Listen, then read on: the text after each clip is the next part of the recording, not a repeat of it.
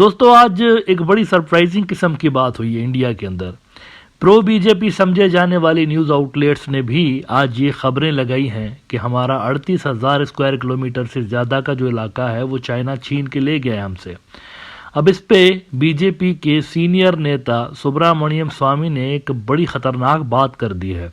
इन्होंने कहा है कि अगली जो बीजेपी की सरकार होगी ना, जिसमें नरेंद्र मोदी नहीं होगा, तो वो गद्दारी का मुकदमा चलाएगी, ट्रीजन का मुकदमा नरेंद्र मोदी के ऊपर चलाएगी, क्योंकि इसने इस कब्जे को लीगलाइज किया, ये बोलकर कि कोई नहीं घुसा।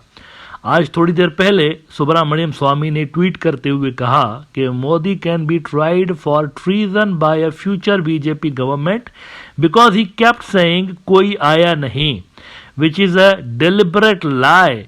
Moreover, he also agreed to legitimize Chinese grabbing of Indian territory by a bogus border agreement recently in which Vetter and Duval are complicit. यानी नरेंद्र मोदी, NSA दुआल और जो इंडिया का फॉरेन मिनिस्टर है एस जयशंकर, तीनों मिले हुए हैं, तीनों ने मुल्क के साथ गद्दारी की है। इंटरेस्टिंग बात यह है कि ये रिपोर्ट्स इंडियन मीडिया का वो हिस्सा छाप रहा है इन दिनों जो कि प्रो बीजेपी समझा जाता है, विच मीन्स कि अंदर से ही कुछ खिटपिट स्टार्ट हो चुकी है पार्टी के अंदर, और वो जो सीक्रेट से छुपे हुए थे वो आहिस्ता आहिस्ता बाहर आना शुरू हुए। अभी तक तो कवर कर रहे थे ना, लोगों को झूठ बोलते रहते थे कि कोई नहीं घुसा, लेकिन अब खुद बीजेपी का मीडिया भी ये खबरें लगाने पे मजबूर है कि नहीं, बेसिकली ये जो सीज फायर हुई है या जो कुछ भी चाइना के साथ नॉर्मलाइजेशन हुई है, इसमें हमें अपना खोया हुआ इलाका वापस नहीं मिला, ये ऐसे ही इन्होंने सरेंडर किया हुआ है। अच्छा, चाइना के ही हवाले से एक और इंडिया का बड़ा न्यूज़ आउटलेट है फ्री प्रेस जर्नल। इन्होंने एक बड़ी खबर लगाई है। इन्होंने कहा कि पहले तो एक बड़ा मशहूर ज़माना चाइना पाकिस्तान एक्सिस बना हुआ था ना, बड़े मशहूर ज़माना, यानी वेस्ट के अंदर भी इस पर बड़ी चर्चा होती थी कि ये बहुत ही डीप लेवल के स्ट्रेटजिक पार्टनर्स हैं। लेकिन उन्होंने कहा है कि अब इस डीप लेवल की स्ट्रेटजिक पार्टनरशिप की नई डायनामिक्स नज़र आ रही है। ये जो चाइना पाकिस्तान एक्सिस था, इसके अंदर एक और भी एंगल आ गया है, एंड दैट इज़ बांग्लादेश। तो अब इफेक्टिवली ये चाइना पाकिस्तान बांग्लादेश एक्सिस बन गया है अगेंस्ट इंडिया। एक बड़े इंडिया के एक्सपर्ट हैं अभय वैदिया साहब, इन्होंने फ्री प्रेस जर्नल के अंदर आज लिखा है कि strategic patience key to India's rise amid Pakistan China Bangladesh geopolitical changes. Strategic patience का जो टर्म है, वैसे ये बराक ओबामा बड़ा इस्तेमाल करता था, स्ट्रेटेजिक पेशेंस। नॉर्थ कोरिया के जो मामलात थे ना, इस हवाले से काफ़ी मरतबा इसकी ज़बान से ये वर्ड अदा हुआ था, स्ट्रेटजिक पेशेंस। तो वो कह रहे हैं कि यहाँ पर भी इसी तरह की कोई चीज़ रिक्वायर्ड है। ये जो चाइना पाकिस्तान और बांग्लादेश मिल के जियो पॉलिटिकल चेंजेस इंडिया के लिए क्रिएट कर रहे हैं, इस पे इंडिया को स्ट्रेटजिक पेशेंस की ज़रूरत है। कहते हैं new axis has emerged threatening to intensify India's geopolitical challenges by 2025. This is the Pakistan-China axis now joined by Bangladesh, a nation born in 1971 with India's support after Pakistan's genocidal crackdown in East Pakistan. Now, Pakistan के साथ इनका क्या मसला है? India क्यों चाहता है कि पाकिस्तान और चाइना के एक्सिस में ये ना आए? क्या मसला है? देखिए, पहले तो था ना इनके दरमियान, बांग्लादेश और चाइना के दरमियान तो पहले भी पार्टनरशिप थी शेख हसीना के दौर में। ये तो कोई नई बात नहीं है। नई बात पाकिस्तान की एंट्री है यहाँ पे।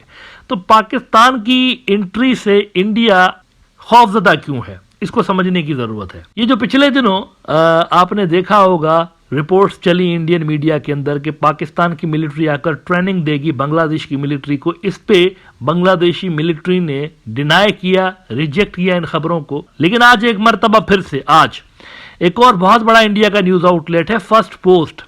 फर्स्ट पोस्ट ने आज भी क्लेम किया है, रिपोर्ट लगाई है कि नहीं, ये दुरुस्त बात है, फरवरी से लेकर ट्रेनिंग स्टार्ट हो रही है, हमारी खबरें कंफर्म है, ऐसा होने जा रहा है, दोनों के दरमियान एग्रीमेंट्स हुए हैं। ये जरा रिपोर्ट देखिए, इसमें आपको ये भी समझ में आ जाएगा कि आखिर इनको पाकिस्तान से एग्जैक्टली प्रॉब्लम क्या है, कि अगर पाकिस्तान वहां आकर ट्रेनिंग देता है बांग्लादेश के सोल्जर्स को, तो क्या आसमान गिर पड़ेगा इंडिया के ऊपर, और इतना ज्यादा वो बौखलाए हुए क्यों है इस डेवलपमेंट से।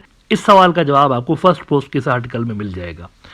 वो कहते हैं, in a concern for India Pakistan army returns to Bangladesh first time since 1971। अब इसकी जरा डेट देखिए, आज की डेट लगी हुई है, 30 सितंबर को ये पब्लिश हुआ है।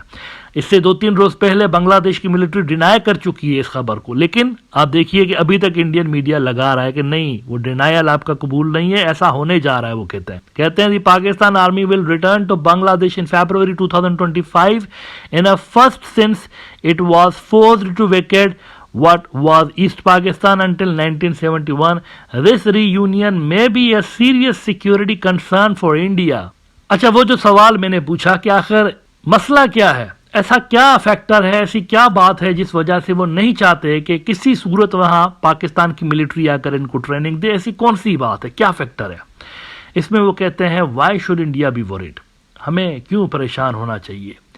Pakistan trained officers have held leadership positions in Bangladesh Army till the first 2 decades after its independence.